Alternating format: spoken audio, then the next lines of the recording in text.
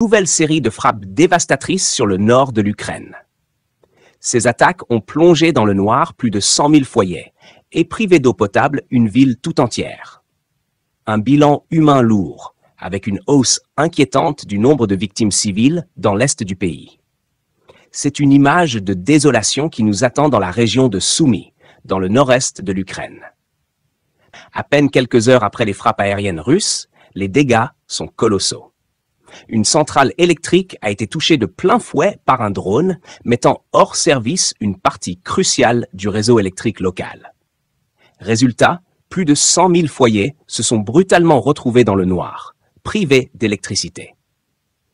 Nikolai, un habitant de la ville de Soumy, nous raconte son vécu. C'était la panique totale. D'un coup, plus rien ne fonctionnait. Les lumières, le chauffage, les appareils électriques. On s'est retrouvé complètement démunis sans savoir quoi faire. La situation est d'autant plus préoccupante que les températures sont encore fraîches en cette période de l'année. Les gens ont eu très froid, surtout les personnes âgées et les familles avec de jeunes enfants.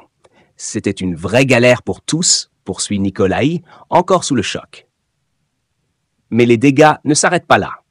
À une 50aine de kilomètres de là, dans la capitale régionale de Tchernihiv, les frappes russes ont aussi endommagé gravement le réseau d'approvisionnement en eau.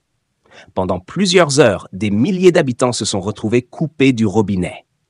Une situation d'autant plus préoccupante que la ville était déjà confrontée à des pénuries d'eau récurrentes ces derniers mois.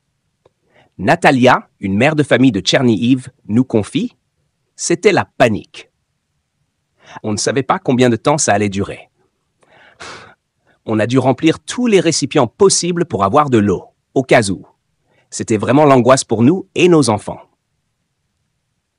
Les équipes de réparation ont dû travailler d'arrache-pied pour rétablir au plus vite l'électricité et l'eau dans les zones touchées. Mais le bilan humain reste lourd, en particulier dans l'est du pays, toujours en proie au combat.